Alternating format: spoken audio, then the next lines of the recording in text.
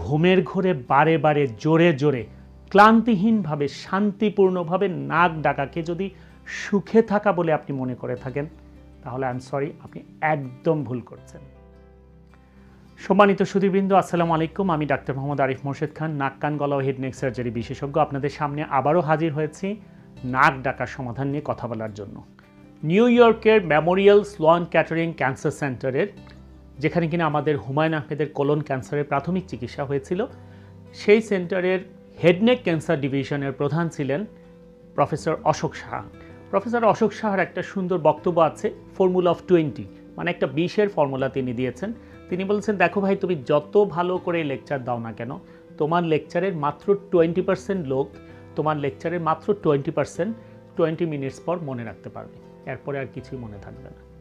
So খুব একটা ভালো বিষয় আমার জন্য এটা, আসলে প্র্যাকটিক্যাল খুবই, কারণ আমি দেখেছি যে আমি রোগীদের যত সুন্দর করে সব কিছু বুঝিয়ে বলি না কেন, এবং যত সুন্দর করে আমি এই আমার চেম্বারের মধ্যে এভাবে পোস্টার বাঁধিয়ে সচিত্রভাবে বুঝিয়ে দেওয়ার চেষ্টা করি না কেন, তারপরেও রোগীরা অনেক সময় ভুলে যায়, এবং পরবর্তীবার আসলে যদি বলি যে আপনি কি ওগুলো করেছেন, বলে যে আমি তো করতে পারি নাই। তো এই জন্য আমি চিন্তা করেছি যে কিছু কিছু জিনিস আমি যেগুলো বারবার বুঝিয়ে রোগীদের বলতে হয় এবং রোগীরা শুধুই বারবার আসতে থাকে, তাতে যাতে বারবার আসতে না হয়, সেজন্য আমি এগুলো ইউটিউবে আপলোড করে দেবো, যাতে তাদেরকে বলে দিতে পারে যে আপনারা ইউটিউব থেকে দেখে নিন এবং বারবার চর্চা করবেন। আরেকটা জিনিস আমি সবসময় যেটা মনে করি, knowledge is not power, knowledge sharing is power. তো কাজে আমার পক্ষে বা যে কোনো মানুষের পক্ষে 1-to-1 সবার কাছে রিচ করে তার সমস্যার সমাধান করে দেওয়া হয়তো সম্ভব নয়। সো সেই কারণে আমাদের এই অনলাইন ট্রান্সমিশনের সুযোগটা কাজে লাগাতে হবে। That's why I am just doing it. Thank you. আজকে আমি আলোচনা করব, যে কথা বলছিলাম, যে নাক ডাকা এবং নাক ডাকা থেকে যে স্লিপ অ্যাপনিয়া হয়, যেটার কারণে আমরা হয়তো অনেকে মনে করছি যে শান্তিপূর্ণভাবে একটা লোক ঘুমাচ্ছেন, আসলে কিন্তু ব্যাপারটা মোটেই তা নয়। নাক ডাকা মানে হচ্ছে আমার এয়ার ফ্লোতে কোথাও প্রবলেম হচ্ছে। প্রবলেম যদি হয় তাহলে আমার ব্রেইনে অক্সিজেন সাপ্লাই কম হবে, হার্টে অক্সিজেন সাপ্লাই কম হবে, সারা শরীরে বিভিন্ন জায়গায় আমার রিকোয়ার্ড অক্সিজেন লেভেল কম থাকবে, যেটা কিনা খুবই মারাত্মক বিপজ্জনক পরিস্থিতি তৈরি করতে পারে।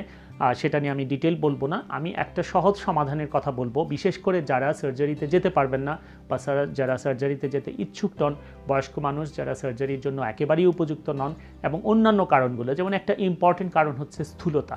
স্থূলতা আসলে একটা নীরব মহামারী সারা পৃথিবীব্যাপী, এবং অনেকগুলো রোগ, pressure, diabetes, heart disease, stroke, low back pain, ব্রেইনে অক্সিজেন সাপ্লাই কম হওয়া, লট আদার ডিজিজেস যেটা স্থূলতার সাথে সম্পর্কিত, এবং বিজ্ঞানীরা একেবারে মাথায় হাত দিয়ে ফেলেছেন যে তাদের হাতে স্থূলতার আসলে সহজ কোনো সমাধান তারা এখনও বের করতে পারছেন না, জাস্ট বিকজ এমন কোনো ঔষধ নাই।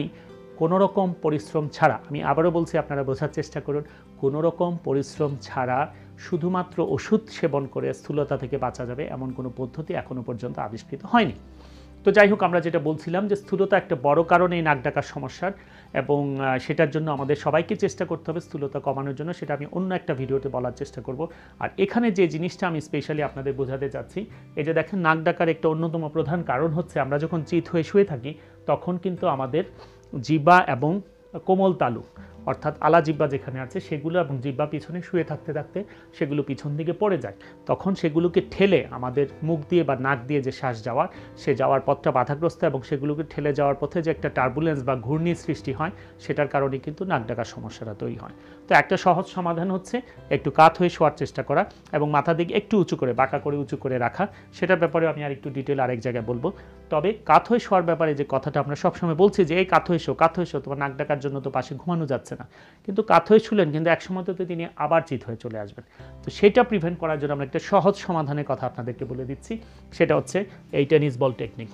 Apply this tennis ball. এই টেনিস বল টেকনিক আপনি ব্যবহার করতে পারেন, সেটা খুবই সহজ। একটা 20 টাকা 30 টাকা দিয়ে একটা টেনিস বল কিনে নেবেন, তারপর সেটা আপনি আপনার যে কাপড় পরবেন ভিতরে, সেখানে এই যে এটা টিভিতে কতটুকু দেখা যাচ্ছে, স্ক্রিনে আমি জানি না, আমি আর একটু বড় করে দেখিয়ে দিব। এই যে আপনার এখানে এটা রাবার ব্যান্ড দিয়ে বেঁধে নিতে পারেন, এরকম বেঁধে নিতে পারেন, বা এরকম একটা পকেট বানিয়ে নিতে পারেন আপনার গেঞ্জিতে, সেটা পেছনে এভাবে রাখতে পারেন। তাতে হবে কি, আপনি যে বলটা রেখেছেন তার জন্য ঘুমের ঘোরে যখন আপনি চিত হয়ে যাবেন, তখন যে কোনো একটা কাতে থাকবেন। সবাই, বিশেষ করে বয়স্ক ব্যক্তিদের ক্ষেত্রে, আপনারা সবাই জানেন যে বয়স্ক ব্যক্তিদের ক্ষেত্রে নাক ডাকার সমস্যাটা দিন দিন বাড়তে থাকে, এবং সেক্ষেত্রে আপনি জাস্ট কাত হয়ে শোয়ার জন্য এই পদ্ধতি অবলম্বন করতে পারেন। যে আপনার শরীরটা কাত হয়ে থাকার কারণে হচ্ছে কি, কি যে জিহ্বা এবং তালু পিছনের দিকে হেলে পড়লো না, এটা ডান দিকে হেলে পড়লো অথবা বাঁ দিকে হেলে পড়লো, তাতে হচ্ছে কি যে উপরে যে পাশে হেলে পড়লো তার অপর পাশ দিয়ে কিন্তু বাতাস চলাচল আর একটু ইজি থাকবে, যাতে বাতাস যদি ঠিকমতো চলাচল করতে পারে দ্যাট ইজ অক্সিজেন প্রপারলি আপনার ব্রেনে যেতে পারবে। এবং এখন এই Covid situation it is very very important, because আমরা অ্যাকচুয়ালি জানি না কত বেশি পোস্ট কোভিড রোগী আমাদের চারপাশে ঘুরছে বা আমাদের চারপাশে আছে, বা আমরা কে আসলে পোস্ট কোভিড রোগী। তো কাজেই এখন যেহেতু সবারই লাং ফাংশন কম্প্রোমাইজ, সবারই কিন্তু ফুসফুসের কার্যক্ষমতা অনেক কমে যেতে পারে কোভিড রোগীদের ক্ষেত্রে, কাজে তাদের জন্য এটা ভেরি ভেরি ইম্পর্টেন্ট যেটা নাক ডাকা প্রিভেন্ট করা যায়। সবাইকে ধন্যবাদ, আসসালামু আলাইকুম।